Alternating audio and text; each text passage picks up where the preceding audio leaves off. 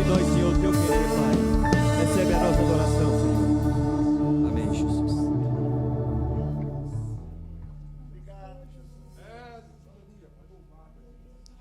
As duas canções que o Ministério de Louvor acaba de entoar, as duas falam da cruz.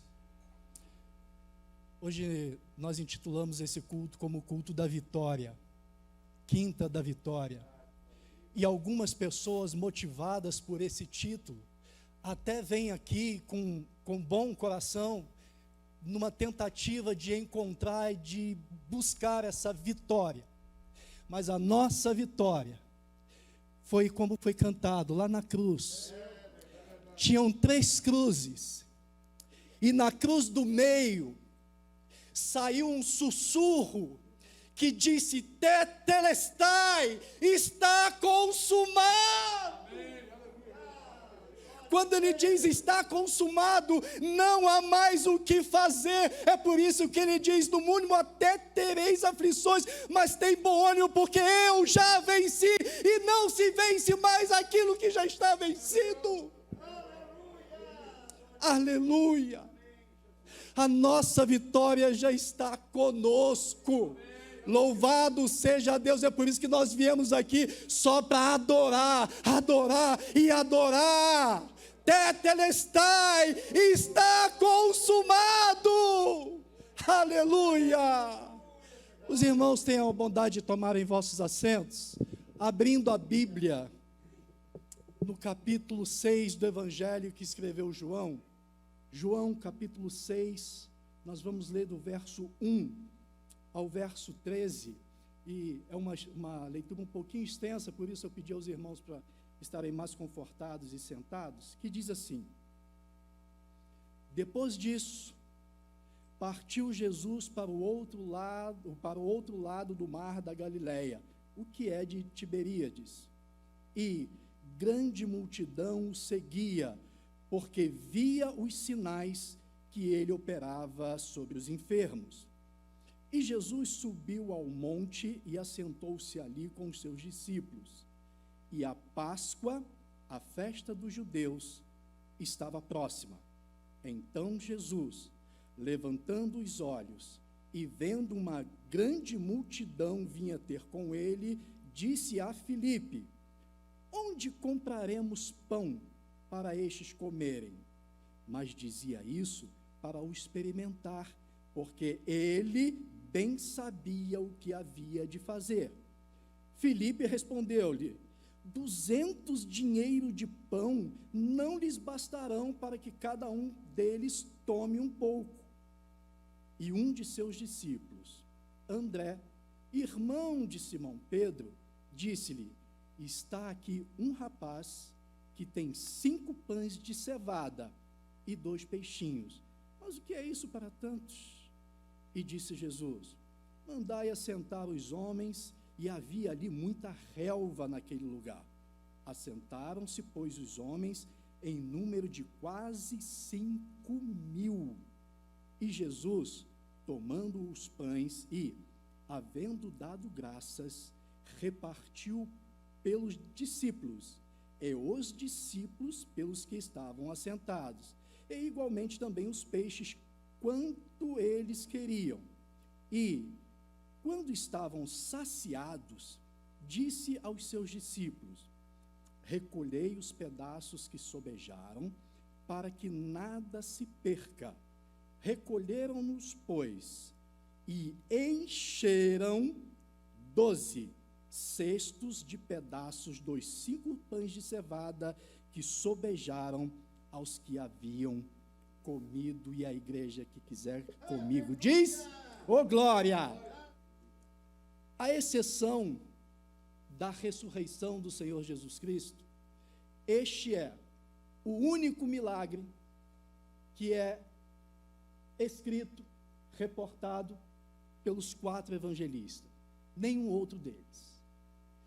E se nós associarmos esse milagre, a multiplicação dos pães, com o primeiro milagre do Senhor Jesus Cristo, que foi a transformação da água em vinho, nós teremos aqui então os dois elementos da Santa Ceia do Senhor. Um dos elementos foi transformado. O outro elemento, como nós lemos no texto, ele foi multiplicado. E aqui, nós poderíamos ter lido para falar a respeito dessa multiplicação em qualquer um dos evangelhos. Em Mateus capítulo 14, em Marcos capítulo de número 6, em Lucas no capítulo número 9, ou aqui onde nós lemos João capítulo 6. Eu optei e preferi ler aqui e compartilhar com vocês, porque João nos apresenta uma série de detalhes muitíssimo importante, que se a gente pesquisar aí e a gente extrair esses detalhes, só João reporta, a nossa fé muito mais edificada. Glória, aleluia, louvado, aleluia. Quando eu falei para os irmãos que os dois elementos, um foi transformado, o outro foi multiplicado, e isso é milagre, porque nós, infelizmente, temos às vezes uma ideia equivocada de milagre. Nós confundimos milagre com mágica, e até queremos que Deus realize alguma coisa para a gente, mas de uma forma de magia, em mágica, nós queremos que Deus faça aparecer coisas para a gente, por exemplo. Mas para haver milagre, tem que haver já um elemento. Já tem que pré-existir. Ainda que seja pequenininho, ainda que seja uma coisa só. Como, por exemplo, Jesus disse, olha, se vocês tiverem fé, como o menor dos grãos, que é o grão de mostarda, vocês dizem até esse monte, ó, passa para o outro lado e ele passa. Mas é preciso ter a sementezinha. Se não tiver a semente, não tem milagre. O texto que nós lemos, como João escreveu, começa dizendo assim no verso 1, depois destas coisas. Aí João vem narrando. E aí para a gente entender, a gente tem que precisar, mas depois dessas coisas o quê? Que coisas são essas? E aí não é exatamente a sequência do capítulo de número 5 que antecede. Não é disso que João está falando. E aí quando nós lemos nos outros evangelhos e comparamos, aí nós identificamos as coisas que João está se reportando. É fato, e a gente precisa ter em mente, que nós estamos aqui no 3º ano do ministério terreno de Jesus, o conhecido ou chamado o ano da perseguição, ou o ano da oposição. Isso não aconteceu no início, isso já é no final do ministério de Jesus. Então, quais seriam essas coisas que antecederam esse milagre da multiplicação, para que a gente entenda bem? A primeira delas é registrado por Marcos, capítulo de número 6, os versos 7 e 9, que diz assim: chamou a si os 12 e começou a enviar de 2 em 2, e deu-lhes poder sobre os espíritos imundos, e lhes ordenou que nada tomassem para o caminho, senão somente um bordão, nem alforje, atenção aos detalhes, nem pão, nem dinheiro, mas que calçassem as alparcas e que não vestissem 2 túnicas. Jesus tinha comissionado no 3º ano. Jesus comissionou os 12 a saírem para fazer missão, a evangelizar. E aí, eles obedeceram, acataram a ordem de Jesus e saíram em missão. Na sequência, o texto de Marcos, ele diz, no verso 12 e 13, diz assim: e saindo eles, pregaram que se arrependesse, e expulsavam muitos demônios, e ungiam muitos enfermos com óleo, e os curavam. Ou seja, estava fazendo exatamente aquilo que Jesus ordenou, estavam fazendo a missão. E o interessante que Lucas dá o fechamento e o resultado dessa missão.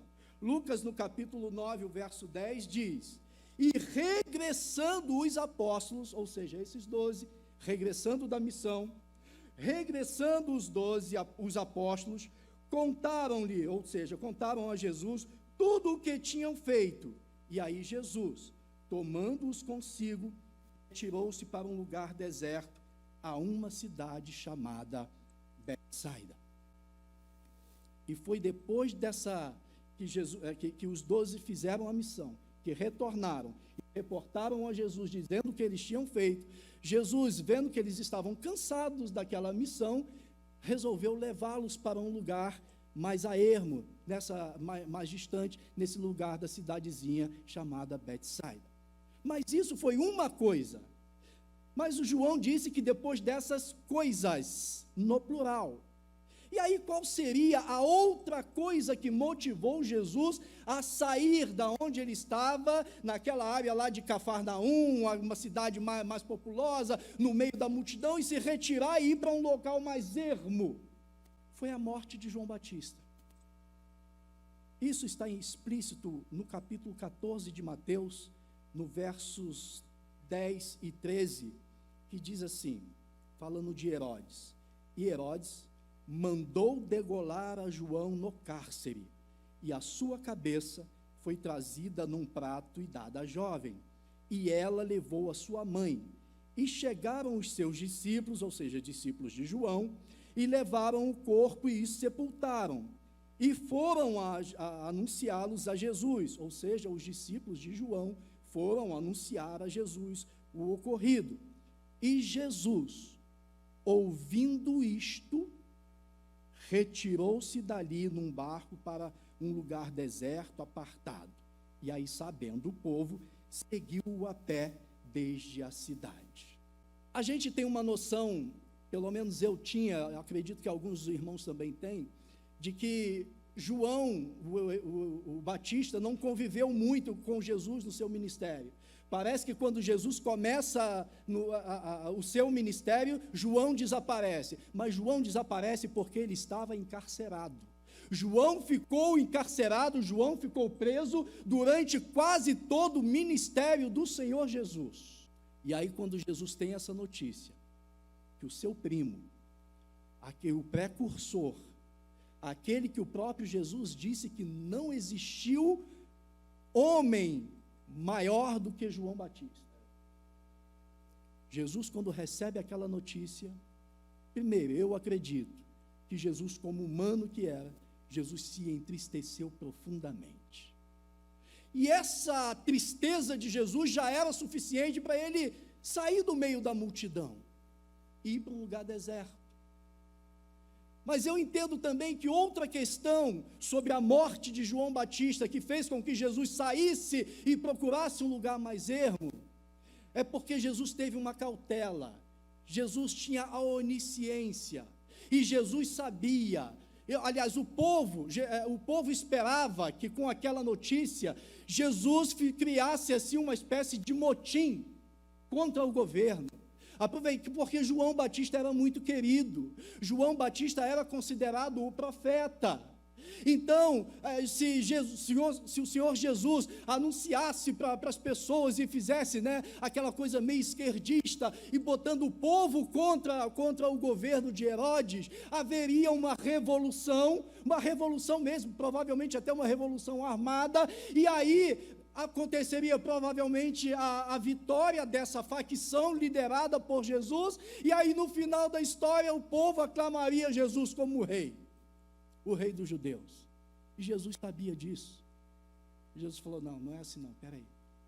Tanto que Jesus sabia disso, irmãos, que olha só, no texto que nós lemos, João capítulo 6, a sequência, o verso 15, diz assim, sabendo Jesus que pretendiam proclamá-lo rei à força, retirou-se novamente para outro monte. Porque Jesus sabia, ele tinha consciência de que o reino dele não era daqui. Tanto que em João, esse evangelho mesmo, capítulo 18, quando ele trava o diálogo com Pilatos, Pilatos chega para ele e diz assim, tornou Pilatos, pois a entrar na audiência, chamou a Jesus e lhe perguntou: tu és o rei dos judeus? Aí respondeu Jesus: o meu reino, então peraí, se o meu reino, então eu sou o rei, mas o meu reino não é deste mundo. Se o meu reino fosse desse mundo, pelejariam os meus servos para que eu não fosse entregue aos judeus, mas agora o meu reino não é deste mundo. E eu vejo com uma certa tristeza, até no meio gospel, no meio evangélico, no meio cristão, muitas pessoas que ainda veem e esperam Jesus como um rei humano, através da famigerada teologia da prosperidade, quando Jesus nos prometeu, na verdade, um reino em outro lugar, um reino de glória e não um reino terreno. Um texto que nós lemos diz que participaram desse milagre, ou estavam na cena desse milagre, aproximadamente 5.000 homens. A cultura judaica só contava os homens, mas se nós ponderarmos ali as mulheres e crianças, como o texto diz que tinha, nós podemos considerar tranquilamente ali 20.000 pessoas, arredondando.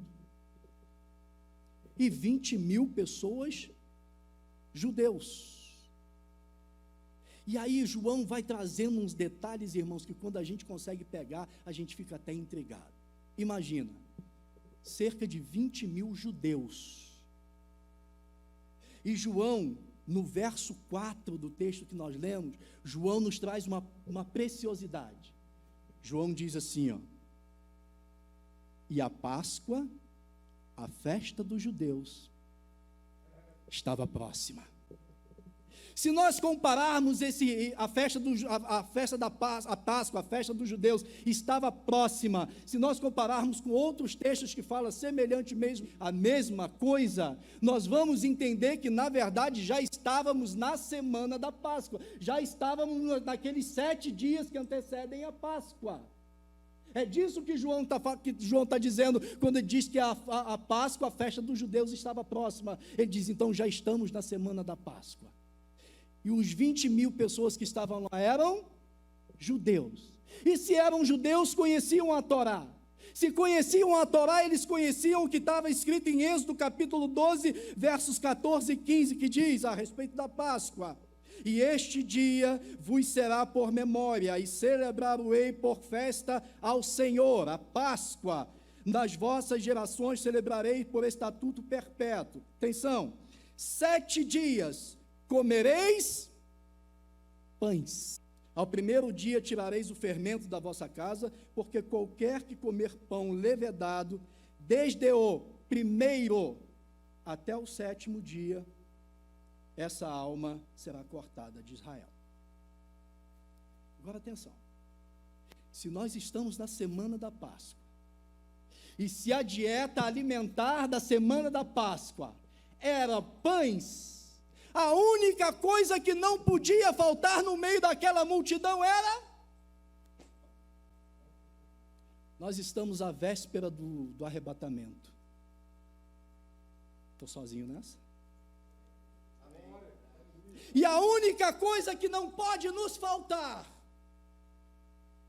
é Hebreus 12, verso 14.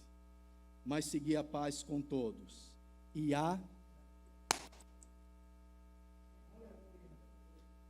Mas me parece que o liberalismo, a modernidade e outras coisas está fazendo com que a multidão caminhe sem a... Eu estou fazendo uma panorâmica, mas a palavra que está no meu coração e que eu quero compartilhar com os irmãos. Mas foi preciso trazer essa panorâmica para os irmãos perceberem alguns detalhes importantíssimos que tem nesse texto. É o que está registrado no versos 12 e 13 do texto, que diz: e quando estavam saciados, disse aos seus discípulos: recolhei os pedaços que sobejaram, para que nada se perca. Recolheram-nos, pois, e... Não ouvi, pastor Valdeci? Oh, glória! Encheram 12 cestos com pedaços dos 5 pães de cevada que sobejaram dos que haviam comido. Lembra da missão dos 12? Jesus tinha dito para eles: olha, vocês vão mas não levem nada. Aí Jesus foi específico: não levem pão e não levem dinheiro. E agora que esses 12 estão junto com o Mestre, estão na presença de Jesus, estão diante da multidão, o problema deles é exatamente a falta de pão e de dinheiro. Espiritualmente, eu acredito que o Espírito Santo já está ministrando em alguns corações, mas nós acatamos algumas ordens do Senhor Jesus, quando Ele nos fala, através da sua palavra, e nós nos enriquecemos, e obedecemos, e não levamos pão nem dinheiro, mas a hora que a gente está diante da multidão, e até na presença do Senhor Jesus, me parece que nós esquecemos daquilo que Ele falou, e aí a gente vê problema onde Jesus diz que é solução. Aleluia. Louvado seja o teu nome. Aleluia. Encheram 12 cestos. No sudeste do país, de onde eu sou natural, esses cestos são chamados de balaio. E lá na região norte, onde eu passei a metade da minha vida, lá é chamado de paneiro. São cestos relativamente grandes, tecidos com palha ou com qualquer um outro material, vime. De onde vieram esses cestos? Como é que apareceram esses cestos aí? Aí eu ouvi até uma ministração, meus irmãos, que beira a heresia. Uma pessoa, até de renome, ministrando, ensinando sobre esses cestos, disse que esse cesto foi uma provisão de Deus, e que Deus fez com o Senhor Jesus, fez com que esses cestos aparecessem ali. Irmãos, isso é mágica, não é milagre. O milagre é quando existe um elemento, e esse elemento é ou transformado, ou multiplicado. Aleluia. Glória. Louvado seja o teu nome. Irmãos, eu não sei se eu vou conseguir passar o meu raciocínio ou o que está no meu coração e na minha mente. Eu falei dos 5 pães, que tinha lá uma pessoa, um rapaz, com os 5 pães. Mas eu falei também e ressaltei que ali tinha pelo menos 5.000 homens, ou 20.000 pessoas ao todo. Eu não consigo, e outra, trazendo que nós estávamos na semana da Páscoa, onde a dieta alimentar era pão, eu, Gessé, não consigo acreditar, conceber a ideia, de que no meio de 20.000 pessoas, dentro da semana da Páscoa, dessa dieta de pão, só tivesse uma pessoa com pão. Até porque o texto não diz, não afirma, nenhum dos 4 evangelistas, nenhum deles diz que só tinha aquele rapaz com pão. O que o texto diz é que aquele rapaz se dispôs a ofertar, a franquear, a doar. Talvez a única coisa que ele tinha, o texto também não deixa claro, mas a gente subentende que era o que ele tinha, e ele vai lá e coloca, doa os 5 pães que ele tinha. Mas eu acredito que ali no meio daquela multidão tinha outras pessoas com pães.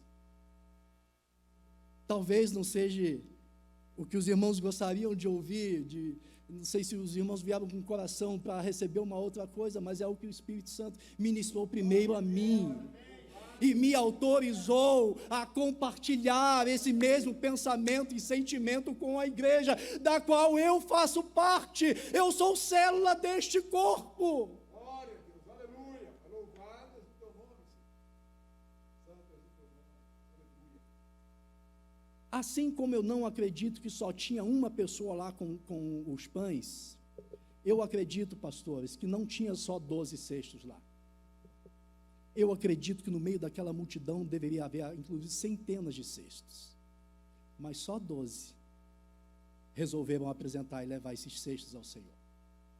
Esses cestos, meus irmãos, que chamei também de balaio ou paneiro, eles eram um acessório dos judeus, que servia principalmente para eles levarem a sua provisão, o seu mantimento, os seus alimentos na sua jornada diária. E o texto que nós lemos diz que essas pessoas que estavam lá no meio dessas 20.000, eram pessoas que vieram de várias cidades. Pessoas que tinham vindo de uma cidadezinha mais perto, outra mediana, outras pessoas até com um pouco mais de distância. E essas pessoas utilizavam esse cesto para carregar os seus alimentos. E aí eu comecei a perguntar e a pensar, tá certo, tem outras pessoas com cestos ali, mas por que esses cestos estão vazios? E aí existem, obviamente, algumas hipóteses, mas eu levantei pelo menos duas, as duas mais óbvias, e é nisso que eu quero dividir com os irmãos. Uma das hipóteses, esses cestos saíram das suas casas abastecidos, com pão, com outros alimentos, com roupas, não sei mais o quê, mas o necessário para aquele trajeto, que não era só ir ali e voltar, irmãos, tinha gente que veio de cidade longa, e depois foi a um ponto, e quando soube que Jesus foi para outro lugar, eles foram atrás. Então eu acredito que alguns desses cestos saíram das suas casas abastecidos, mas ao longo do trajeto, ao longo da caminhada, retirando o alimento aqui, retirando um pouco ali, esses cestos foram sendo esvaziados. Isso acontece também na nossa vida cristã. Normalmente, quando iniciamos a nossa trajetória na fé, nós ficamos com os nossos cestos tão cheios. Vivemos aquele primeiro amor e parece que os nossos cestos estão transbordando. Só que ao longo da caminhada na fé, nós vamos tirando e dando, tirando e dando, tirando e dando, tirando e consumindo, e por muitas vezes não nos realimentando, não abastecendo, e aí esses cestos vão esvaziando. Jessé de Jesus, recém-convertido, naquele primeiro amor, 1 ano mais ou menos de convertido, vivendo aquele primeiro amor, o Senhor, na sua graça, resolve batizar-me com o Espírito Santo. Aí se eu já estava com o cesto cheio daquele primeiro amor, agora meu cesto foi a transbordar. Aí o Senhor me leva ainda com 20 e poucos anos, jovens, para ser missionário no interior do Amazonas. Aí eu vou lá com o cesto cheio. E aí Deus me usa, pastores, com os dons do Espírito Santo ativo na minha vida. E aí eu vou tirando daquilo que está no cesto e abençoando a população. Aí eu vou tirando os dons ativos e oro por pessoas, e o Senhor cura as pessoas. Eu oro e ponho a mão sobre algumas pessoas, e o Senhor, pela sua graça, os batiza com o Espírito Santo. Era o meu balaio, o meu cesto, o meu paneiro que estava cheio. Estava tão cheio, meus irmãos, que eu fui pastorear campo onde ninguém queria, a maioria das pessoas não tinham coragem, que é em comunidade isolada, onde se você tiver dinheiro ou não tiver a mesma coisa, porque o teu dinheiro lá não serve para nada, você não tem o que comprar, você depende de Deus e da sua graça e misericórdia. E aí só tirando do cesto, e infelizmente, pastor Valdeci, um missionário no campo não tinha a oportunidade de voltar aqui nas terças, que é onde a gente vem se abastecer, pegar alimento e botar no cesto. E aí fui só tirando, só tirando, só tirando. Alguns anos depois, quando eu dei por mim, meu cesto estava vazio.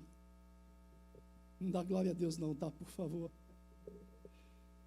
É um perigo, porque cesto vazio cabe de tudo.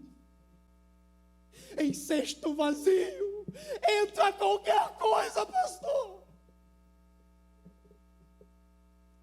E o meu cesto vazio me custou 20 anos, afastado do Senhor Jesus.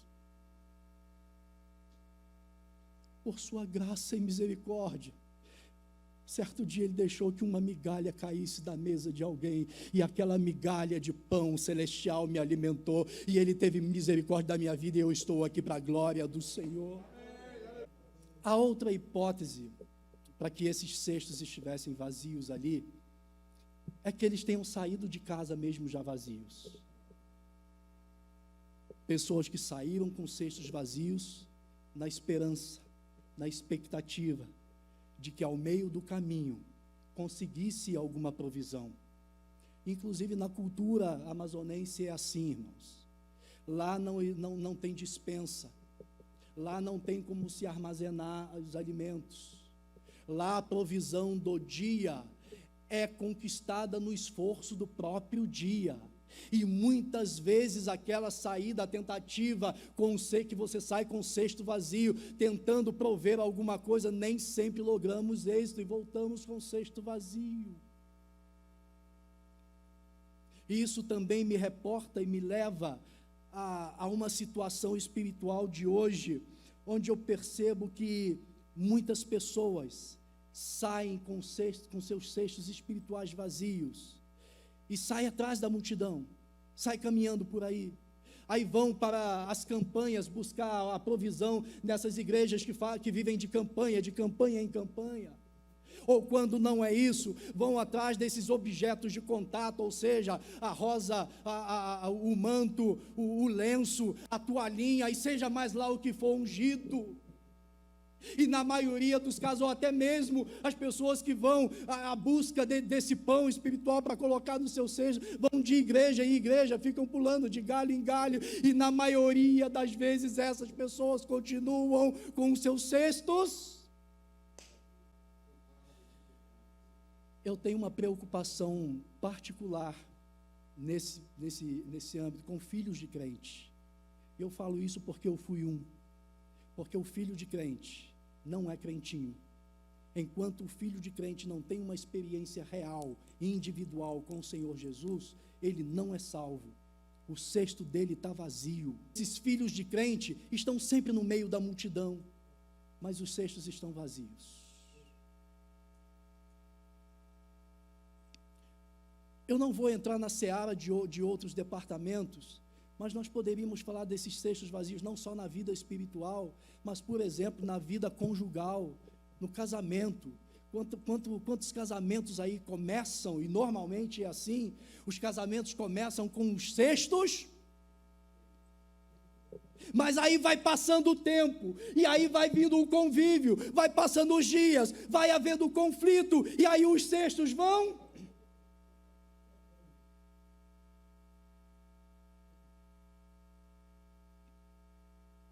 Vida financeira, quantos que começam sua carreira, se formam numa boa universidade, numa boa faculdade, têm um bom currículo até inicial, e começam e angariam até alguma coisa, mas aí ao longo do tempo, por alguma razão ou administração, esse cesto da vida financeira vai esvaziando. Na vida ministerial, nós vemos, e eu falo isso com muita tristeza, é uma realidade. Nós vemos, inclusive, até muitos obreiros, pastores, pessoas que começaram seu ministério, como eu comecei, com um cesto cheio, dons espirituais ativos, e aí só que, ao longo da carreira ministerial, absorvendo problemas de outros, só tendo que dar, só tirando dos cestos, esses cestos vão ficando vazios, e essa pessoa não se preocupa, ou não tem como, alguma razão, de ir se reabastecendo, como aqui nos cultos de terça-feira, que é culto da gente buscar o pão, buscar a palavra, e abastecer os cestos.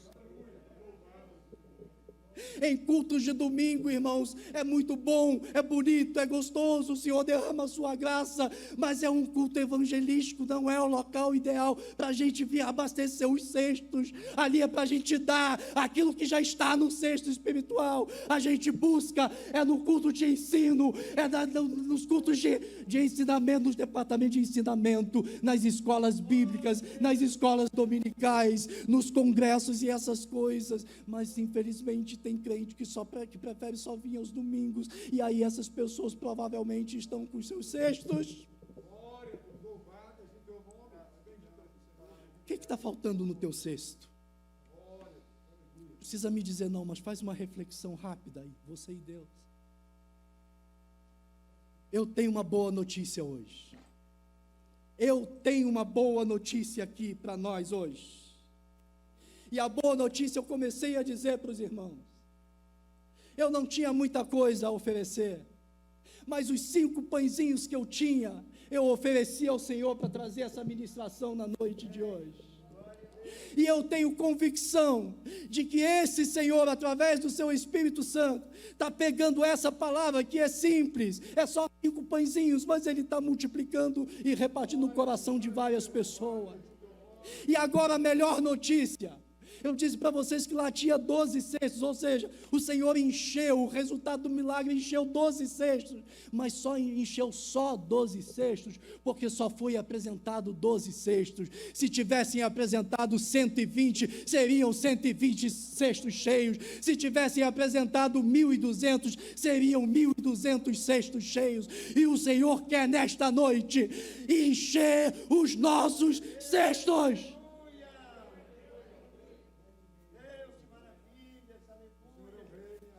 Porque tudo que Ele faz, Ele é poderoso para fazer muito mais e abundantemente, além daquilo que pedimos ou que pensamos, pelo poder que em nós opera. Eu não sei o que está faltando no teu cesto, não sei nem se teu cesto está vazio, mas seja lá como for, se você apresentar o teu cesto vazio hoje ao Senhor, eu te garanto pela palavra dEle, e Ele não muda, Ele não mente, Ele não engana, Ele é o mesmo ontem, hoje e será eternamente. Ele vai encher os nossos cestos.